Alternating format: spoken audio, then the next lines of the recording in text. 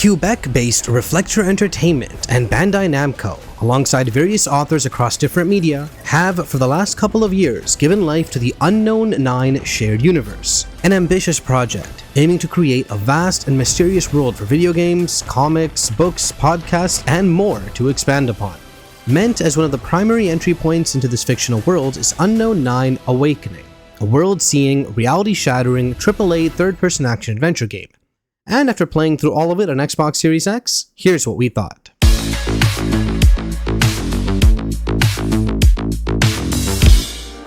There's two important things to know before diving into the world of Unknown 9 Awakening.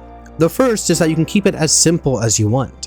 While there's several other projects in the Unknown 9 universe, every single story, including this game, is meant as separate, cohesive, and standalone storylines. The narrative in this one, just as it is in the books or the comic, is meant to be understandable without needing to consume every element of this transmedia project. The main elements of the world's lore, the rules of the various sci-fi elements, and certain recurrent characters' backgrounds can be surmised with what's being offered by the product, which in this case is the video game. But let's say the world of Unknown 9 does in fact fascinate you, be it because you want to dive into this game with more knowledge, or at a later time specifically because you really enjoyed the game's world and lore, so you want to figure out more. Well, shortly before this review went live, we also published a handy summary of reviews and facts about the Unknown 9 universe. The link to this page is on the description below, so check it out if you're interested. To shortly summarize, as of now, there's the first two books of the globe-trotting Genesis book trilogy by Leighton Green, the almost superhero-esque comic book Torment, the paranormal podcast Out of Sight, and now, of course, the Unknown 9 Awakening video game. There's also two upcoming web series, an interactive encyclopedia called Nexus, and of course the continuation of the Genesis book trilogy, the Torment comic series is still going forward, and more, but that's a story for another day, and plans could change. You'll find out important elements of the Unknown 9 universe, such as how the mysterious alternative reality, the Fold, works, who the Leap Year Society are, what's their beef with the Ascendants, and on top of various important characters' backgrounds. As said, each story does stand on its own, but together they form a rich fictional universe, one far deeper than the frankly generic Unknown 9 name would suggest. But this is a review for Unknown 9 Awakening, so let's get back to that. Our story is set in the 1910s, making it the de facto story that's set furthest back in the time out of the ones released in the Unknown 9 universe so far. The protagonist is Haruna, a young adult from a mountain region in India. She's played by actress Anya Chalotra, whom you may remember as Yennefer from the Witcher series on Netflix. Her mentor, Rika, helps her understand and control her bizarre connection to the Fold, a strange parallel reality of sorts that exists within the world we see, but only a few can visualize it, let alone explore it.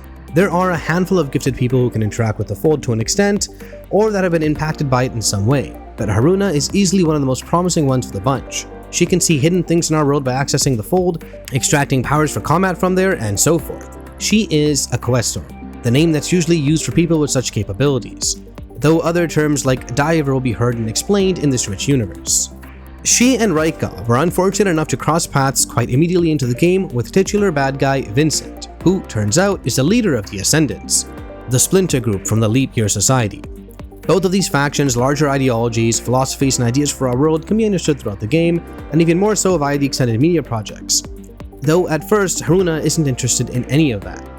In front of her, Vincent seemingly murders Rika after a fierce battle, which sets her on a path of revenge. A path that will take her to multiple locations across the globe, including India, Portugal, and Mauritania.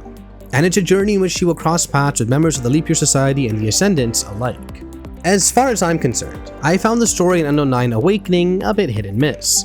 As said, it's set in a vast and rich universe, and the game takes us through various cool locales, kinda like an Uncharted game would. As we explore the optional paths, read notes, listen to the dialogue of random guards and whatnot, it's possible to put together many details of an intriguing world. One filled with otherworldly places, crazy steampunkish technology, massive conspiracies, cult-like secret groups, and so forth. On the other hand, the actual plot of the game is fairly formulaic, and while some late-game revelations and confrontations are enjoyable, I found the overall plot of, say, the books to be much stronger.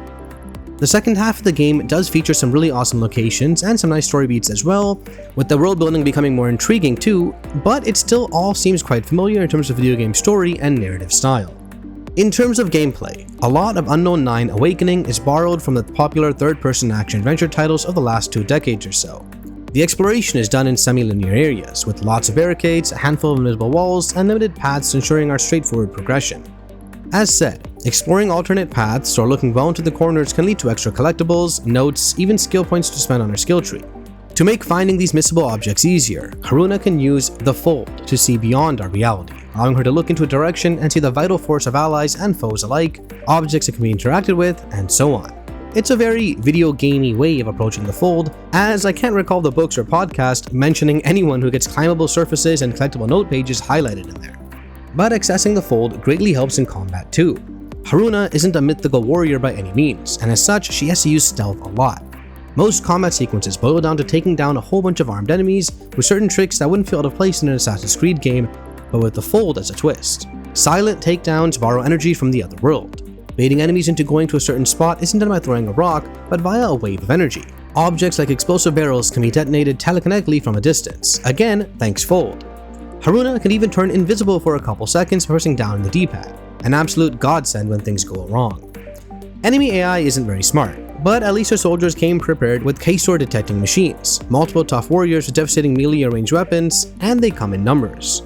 It's quite hard to beat a whole camp face on, so it's always better to, at the very least, trim the number of foes drastically before going commando on them. If it does come to actual combat, Haruna can certainly throw punches, once again powered by her forays into the Fold. She can create explosions of energy around her by smashing the ground. She can pull enemies closer to her via her psychic skills, and she can hit them with energy to paralyze them temporarily, and so forth. Easily, the most unique ability of hers, though, allows her to literally jump into enemies. This means that, for a brief time, she can control an enemy AI for a couple seconds, forcing them to go to where she wants to, shoot straight into an explosive canister for a fiery kamikaze attack, or simply turn them against their allies. As the skill tree expands, these jumps can even be chained together, allowing Haruna to create a domino effect of enemies attacking one another with devastating effects.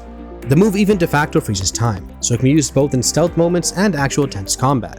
Some of the later enemies have quite the large health bar, but Haruna's powers also keep improving via the skill tree, though still some of the later combat encounters can be rather tanky if stealth fails.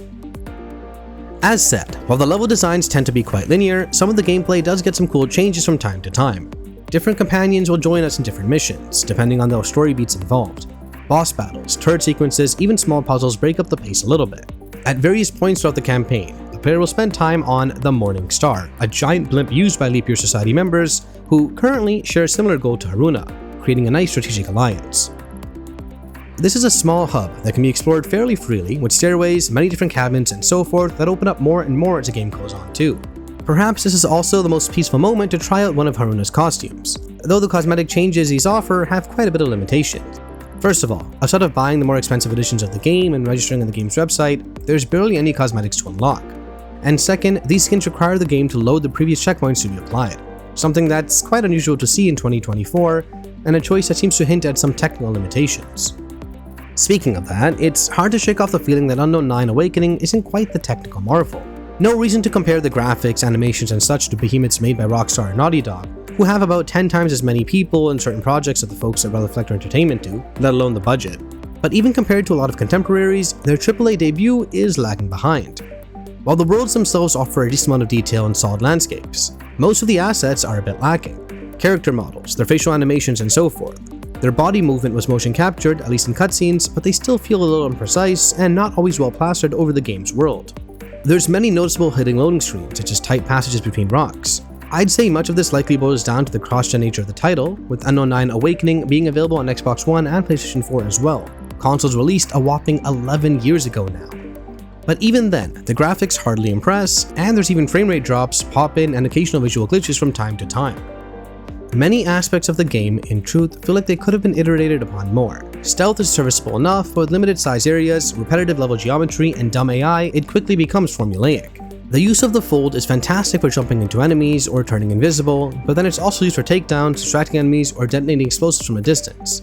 Things that you could already do in many other games, just without any strange abilities needed, instead just using standard weaponry. It feels like the game's strange tech and lore is still mainly used to do things that aren't at all new, with the combat system once again boiling down to dodging, parrying, then finding the right moment to hit back with the right punch or well-timed skill activation. Even the plot, while featuring a few nice twists and turns, especially in the later half, feels ultimately a bit safe, with not that many memorable characters or set pieces to boot. I finished the game in about 15 hours or so on the normal difficulty, though the in-game counter was kinda busted, so it should be around there somewhere. I took the world in slowly, explored where I expected to find something, and finding already a majority of the collectibles to begin with. 4 different difficulties exist, with the highest ones offering a real tough challenge, and players can always go back to replay missions to find some elusive collectibles, notes, and whatnot. The game's rich lore is greatly expanded upon by consulting hidden material like that, so keep an eye out. Haruna even has an interactive journal in the game which offers insights into various elements of the Unknown 9 universe, including hints and details about events and characters from other transmedia projects. For example, you'll find hints about Ettore Majorana and Lazari, whom you'll encounter in the Genesis books and the Out of Sight podcast respectively.